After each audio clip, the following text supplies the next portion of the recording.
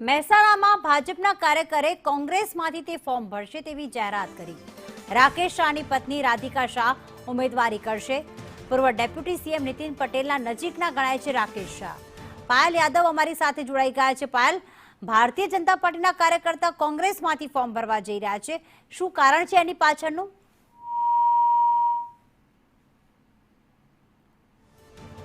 રાકેશ શાહના પત્ની રાધિકા શાહ કોંગ્રેસમાંથી ઉમેદવારી કરશે, જો કે તેઓ ભારતીય જનતા પાર્ટીના કાર્યકર્તા છે। સાથે તેમના જે પતિ છે રાકેશ શાહ તે પૂર્વ ડેપ્યુટી સીએમ નીતિન પટેલના નજીકના ગણાય છે। પાયલ, શું કારણ આપવામાં આવ્યું છે આવી રીતે બીજા પક્ષમાંથી ફોર્મ ભરવાનું? ચોક્કસ જે પ્રકારે વાત કરવામાં આવે તો અત્યારે હાલમાં જે ચૂંટણીનો જંગ જાગ્યો છે મહાનગરપાલિકાની, તેમાં અનેક ઉમેદવારો જે છે તે આવ્યા હતા। ત્યારે અત્યારે હાલમાં જે પ્રકારે એક મેસેજ સામે આવી રહ્યા છે કે વર્ષોથી જૂના કાર્યકર અત્યારે કોંગ્રેસમાંથી તેમનું નામાંકન ભરવાના છે।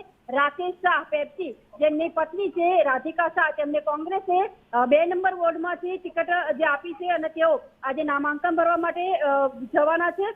ખાસ વાત કરવામાં આવે તો વિચારધારા જે ભાજપની છે તેમને તિરાંજલિ આપી છે, કારણ કે પૂર્વ ડેપ્યુટી સીએમ નીતિનભાઈ પટેલના નજીકના અને ચુસ્ત ટેકેદાર ગણવામાં આવતા હતા। આજે રાકેશ શાહ છે તે પેપ્સી તરીકે ઓળખાય છે। એમએમસીના 2 નંબરના વોર્ડમાંથી જે કહી શકાય કે અત્યારે હાલમાં જે પૂર્વ જિલ્લા પંચાયત પ્રમુખ હતા રણજીતસિંહ, તેમની પેનલ સાથે બનાવી અને ચૂંટણી જંગમાં મેદાનમાં ઉતર્યા છે।